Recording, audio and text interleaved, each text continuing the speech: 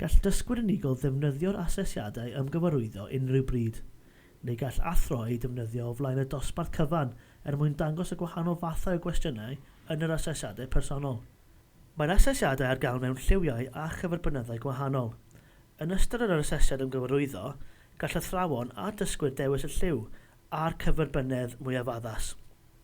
O ran yr asesiadau eu hunain, bydd yr aelod staff yn dewis dethol hoff liw a chyferbynydd y dysgwyr wrth trefnu'r asesiadau. Yn ystod yr asesiad ymgyfarwyddo, gall dysgwyr roi cynnig ar lliwiau a chyferbynyddau gwahanol trwy dewis eicon cog ar ochr chwith isa'r sgrin. Gallwch ddadwneud unrhyw ddewisiadau trwy ddewis cynllun lliw rhag ososiedig. Yr aelod staff fydd penderfynu ar iaith yr asesiad, Cymraeg neu Saesneg wrth drefnu. Hynny, mae croeso i'r dysgwyr weld y cwestiwn mewn iaith arall unrhyw bryd yn ystod yr asesiad trwy clicio eicon y byd ar ochr chwith isa'r sgrin.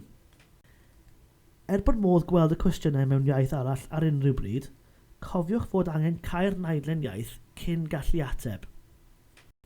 I symud i'r cwestiwn nesaf, mae angen i dysgwyr ddewis y botwm nesaf. Os bydd dysgwyr yn gwneud hyn cyn rhoi ateb, bydd y neges ganlynol yn ymddangos. Trwy ddewis nac ydw, bydd y dysgwyr yn ddychwelyd i'r cwestiwn gyffredol, fel y gall rhoi ateb. Trwy ddewis ydw, bydd y dysgwyr yn mynd mlaen i'r cwestiwn nesaf. Ar gyfer rai mathau o gwestiynau, bydd angen dewis y blwch ateb a theipio'r ateb ynddo. Yn ystod yr asesiad, mae'r cwestiynau cael eu dewis ar sail ymateb y dysgwyr i'r cwestiwn blaenorol.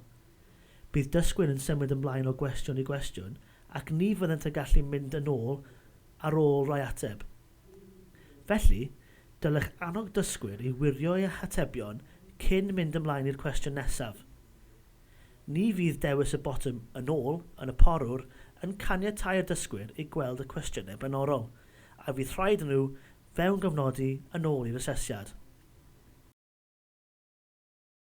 Os nad yw'r dysgwyr yn gallu ateb cwestiwn, dylech ei hannog i fynd ymlaen i'r cwestiwn nesaf, a hynny trwy ddewis ydw pan mae'r neges ganlynol yn codi ar y sgrin.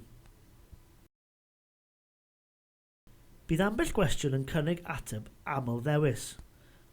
Rhaid i'r dysgwyr dewis yr ateb cywir yn ei barn nhw. Os yw dysgwyr yn newid ei feddwl ar ôl dewis ateb, dim ond dewis ateb arall sydd fydd angen mwyn dileu ei ateb blaenorol, neu ddad-ddewis yr ateb a ddewiswyd. Cofiwch fod modd gweld cwestiwn yn yr iaith arall unrhyw bryd yn ystod yr asesiad.